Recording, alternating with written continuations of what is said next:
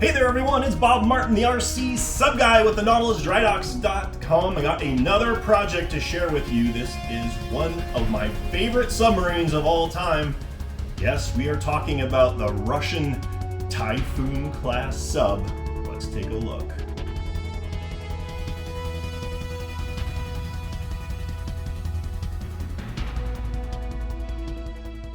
So before we get into it, let's talk a little bit about the full-scale boat, because to me it is just absolutely awe-inspiring. And again, one of my most favorite submarines of all time.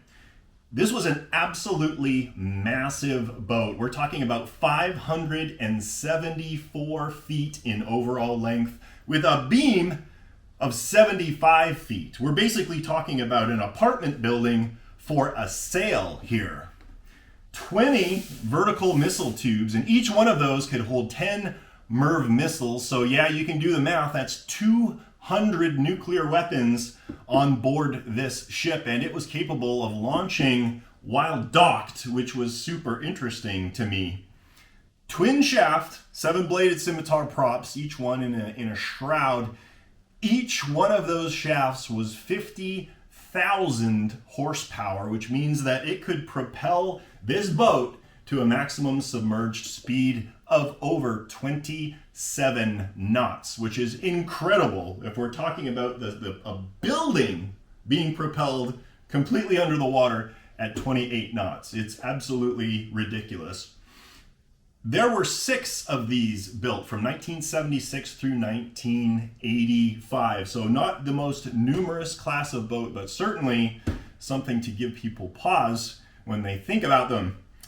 They were designed for under ice operations, super reinforced sail, reinforced rudders, shrouded props. This was designed to camp out up in the Arctic regions, wait for the orders, and then bombard Russia's enemies with, well, Soviet Union's enemies with missiles from a long ways away. So all of that said, an impressive boat, and it is just as impressive in model format.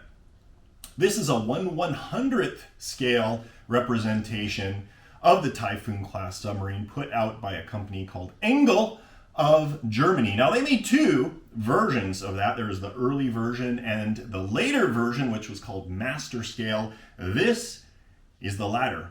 As you can see, it has thousands of these anechoic tiles scribed all in the hull. The individual that I got this boat from actually commissioned a custom paint job for it.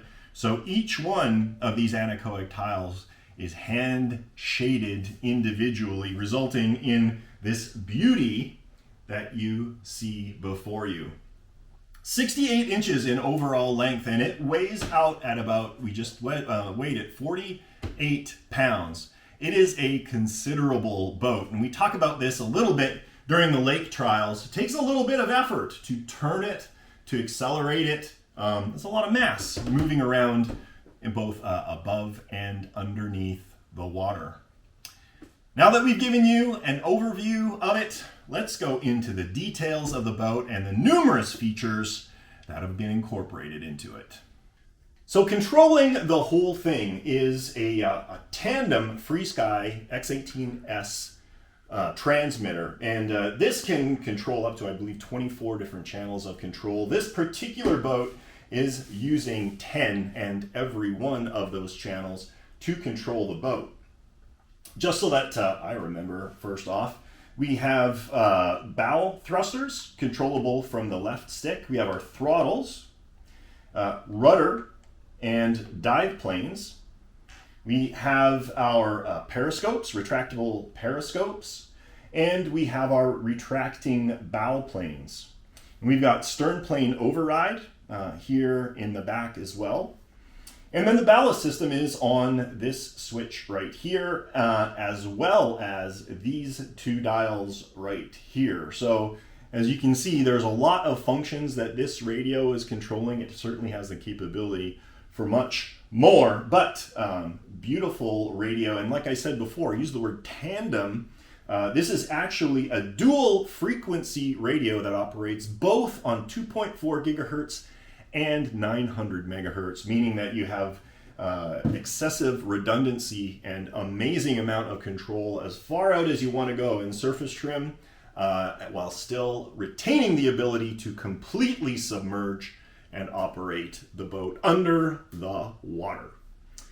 Now that we talked about that, let's talk about the boat itself. To get into it is actually really easy. Right up in the front here is where there is a Phillips head stainless bolt that runs all the way through. One bolt, and that secures the upper hull onto the boat. Now, obviously, you need to make sure that both your bow planes and your periscopes are fully retracted before you put the upper hull on or off. Just a little hint. Just lift up, slide forward, and you're done. You've now got access to the interior of the boat. As you can see, this is what is called a dry hull boat. The entire center section here is one huge dry compartment that is accessed by these two access panels. Now, in stock form, the only one you get is this middle one. All of the components that are housed in this forward section and in this stern section are inaccessible, completely and utterly inaccessible. You're never going to get at them ever again unless you completely unbolt the entire tech tray and pull the entire thing out, which is somewhat problematic. As you can see, each one of these is an aluminum cap. Now, some people, what they do is they'll swap these out for 1/4 inch Lexan, and that's actually a really neat idea because that allows you to see the inner workings of the boat, check for leaks, you can check for condensation, all of that stuff without having to open it up. All of these caps are held down with stainless steel hardware, and you can see there are many. What is there here? 6, 8, 10, 12, 14, 16, 18, 20 stainless steel hold downs. It takes a few minutes to get in and out of this boat. It's a drawback of this particular style. The other drawback to this style is that you've got a massive amount of real estate that you need to seal. You can see this huge area that needs to be sealed off in a reliable manner. So if there's ever a compromised seal area, it could be difficult to find it. And then obviously with the more you have, the more likely something like that occurring. Before we get to the inside here, let's just start our tour at the front of the boat and we'll work our way aft. So we've got our bulkhead in here that has a standoff, an aluminum standoff, and that is where that securing bolt comes through. And now you can see the bow retract hardware. Moving back, you can see the bow thruster. So this is basically a paddle style bow thruster. It runs from an electric motor inside the watertight compartment through a shaft, and then a paddle moves water back and forth. Now, it will turn this boat. It takes a little while to do that, though. It's a small bow thruster. It's not the most efficient design in terms of that paddle, but it will definitely work. It'll get you out of a tough situation if you're pointed in the wrong direction. You don't have to take an acre to get turned around. This uses rubber gasket, like O-ring material. This uses high density foam gasket, which actually works really well. I actually like how it works. The only thing I will say about this foam is it does have a memory. So you do not want to store this with these bolts fully torqued down because it'll compress that foam. Eventually the foam will lose the force to exert on that lid to make a nice seal. So basically just store it with the bolts loose. And then when you do your pre-mission checks and everything, that is when you tighten down all of these wing nuts, of which there are many, to get your proper firm seal. Moving back, we've got all of the bellows seals. This is the main on-off switch. You can push it in and out to turn the model on. Pushing it in turns it on. Pulling it out turns it off. Got our forward compartment, and this has the forward bow plane servo and the bow retract hardware. in here, as well as buried underneath the motor for the bow thruster. Sliding back, we can see 3 antennas. We can see 2 2.4 gigahertz antennas right here. So that's redundancy in 2.4 gigahertz, and this, like I said earlier, offers amazing telemetry and distance and reliability for surfaced operation. So when this boat is in full surface trim, the water line ends up being about here. So these antennas are fully emerged out of the water, getting excellent signal. This is the 900 megahertz antenna right here. When the 2.4 gigahertz antennas go completely below the surface, automatically the receiver switches over to receiving the signals from the 900 megahertz system completely and utterly seamlessly. Looking in the back here, we got our periscope system. This is the angle periscope system. It uses this toothed belt drive with twin threaded rods to move the periscopes up and down. Moving into the back section here, we've got our rudder and rear dive plane servos with their associated bellows, seals, the main drive shaft outputs. And the other thing that is in here is the pressurization / depressurization valve. So this is just a normal tire valve. And what you can do after you seal the entire boat up, you can use a bicycle pump. Give it a few pumps through this valve, listen for leaks. You can put the boat under the water in your bathtub, for example, if you've got a really big bathtub, or the pool or pond. Look for bubbles. If everything's good, you're good to go. The other thing is, if you do end up having a leak and the pistons cycle, it'll create a vacuum inside. You can use this to equalize the pressure in that waterproof container so that you can actually take the door off. Moving to the back, basically you just see these shrouded 7-bladed scimitar propellers and the dive planes. And I want to mention here, and Logan will attest to this, response to these dive planes is exemplary. It's amazing because they're directly behind the props. All that thrust is immediately washing directly over them. So this boat has really, really amazing response to pitch inputs. Unlike the dive planes, however, the rudders struggle a bit to move the boat along its pitch axis. Sorry, not pitch, the yaw axis. And that's just the way it is. It's a huge boat, relatively small rudders. Of course, you've got your upper rudder and your lower rudder. In surface trim only, the lower rudder is in play because the water level, of course, is way up here. Once you get under, you've got over twice the rudder surface area, and your turning capability turns out to be a little bit better.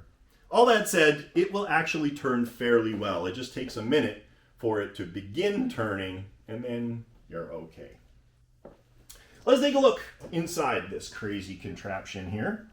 So we'll just pop this off, and we'll take a look at the lid here. So this is the relay module for the periscopes, the endpoint switches for the periscopes, and the main drive motor for the periscopes. And you can see that moving right there when I move the belt drive.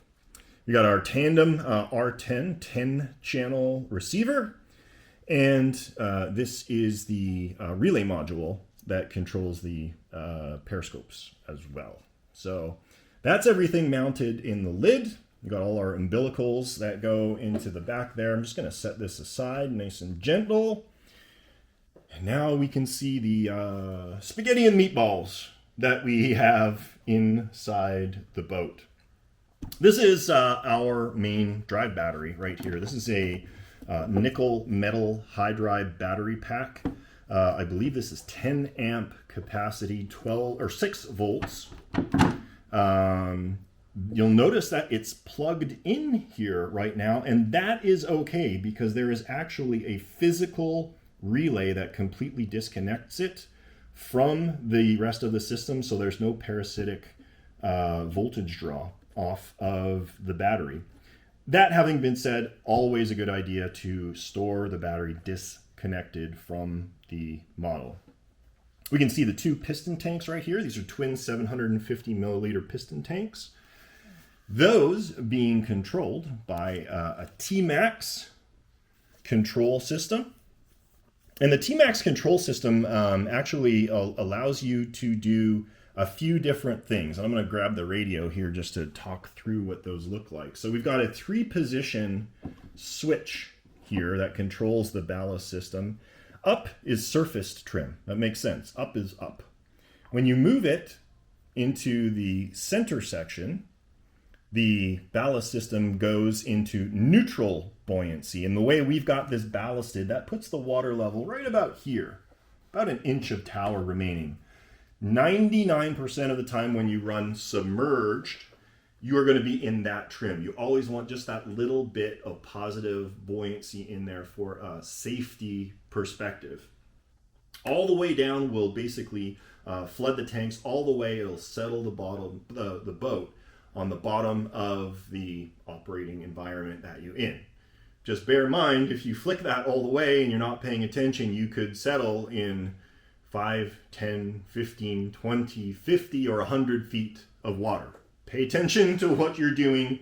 I don't like that position.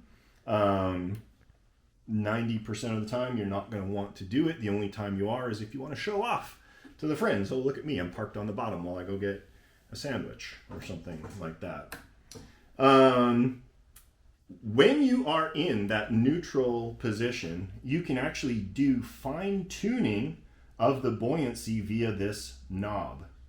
So it'll take in a little bit more, a little bit less water, and that will adjust that neutral buoyancy point.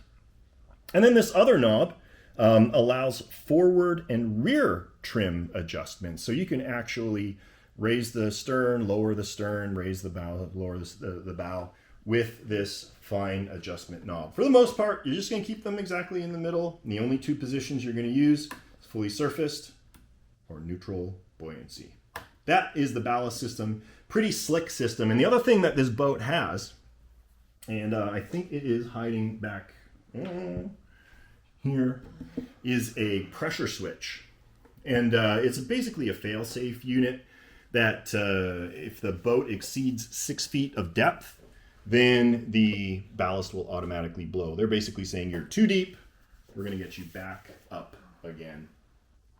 We got a power control board right here.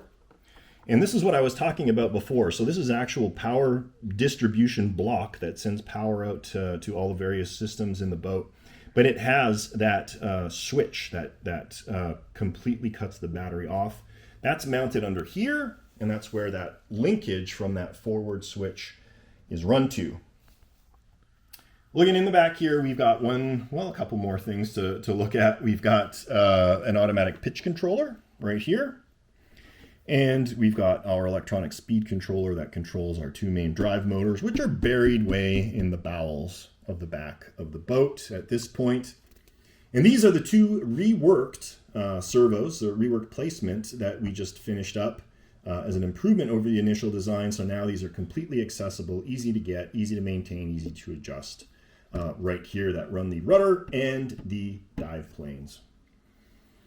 So that is all of the guts and gizmos that go into this boat. So now that we've got all that done, let's go ahead, power this thing up, and show you all the various functions working.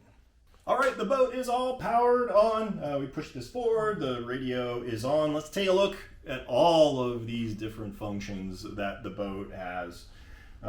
Grab this. Again, bow retracts are right here. And I want you to notice this is cut out. I have no bow planes right now because the bow planes are retracted. And that's part of what this relay module does. So I'm going to flip it. Bow planes are extended, and now we have bow planes. Now we can retract them. Slick. We got our bow thrusters. I don't want to do that.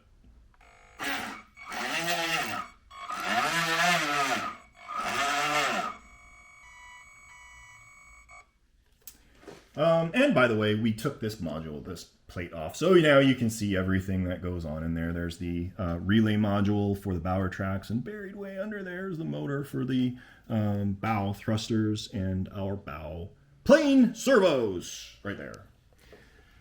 Let's put this sucker back on.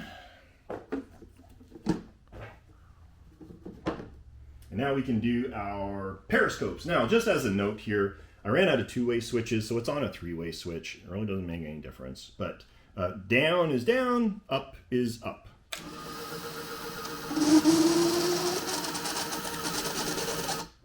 There we go.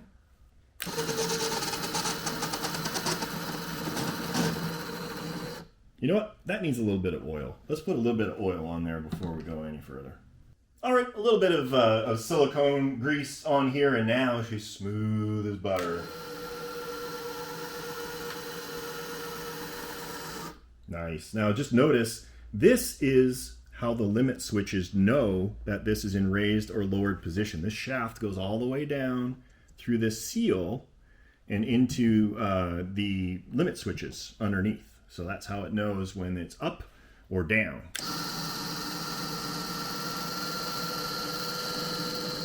Nice, I like that. A lot better, much better. All right, let's take a look at our propellers.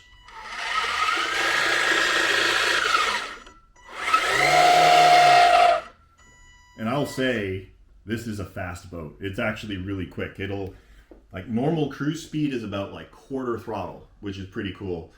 In surface trim, you can actually see that, you know, that line up here, the props are actually out of the water in surface trim. So you're going to be sucking these really cool twin little streamers of churned up water at the end. We got our rudders and our dive planes. And those are, of course, on an automatic pitch controller, where if we go like this, you can see them lift and lower. It's on the low sensitivity setting right now, but that is working. You can see them work. That was everything. That's well, then of course there's the piston tanks as well. So I can pull this off, and I can show you them cycling. Now, the thing to note, there's that big central shaft. This is a drawback to these piston tank systems. Right here, this big threaded shaft goes all the way up in this piston tank, and when it extends, comes way back in here. So let's just see what that looks like.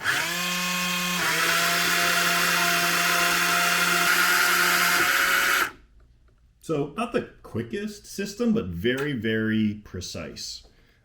Drawbacks to the system, takes up a lot of real estate. You got that big ballast tank, plus all of the room that it takes to extend that shaft out there. And the other thing is, it's actually quite amperage intensive.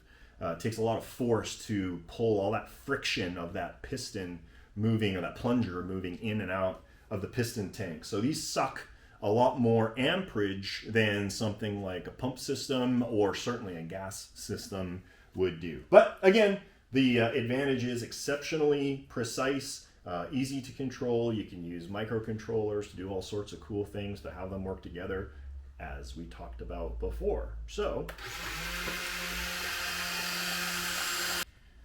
on the pond, obviously one of the things that you need to bear in mind, this is a very heavy boat. You're going to need to have an easy way to launch and retrieve it.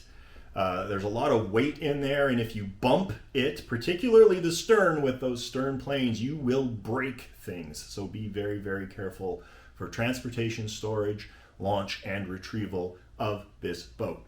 Once it's in the water, it floats really nicely. It actually has a lot of freeboard. It looks beautiful on the water, as you can see from this video footage that we're looking at right now. Looks completely like a real submarine on the surface of the water, getting ready to go out onto patrol.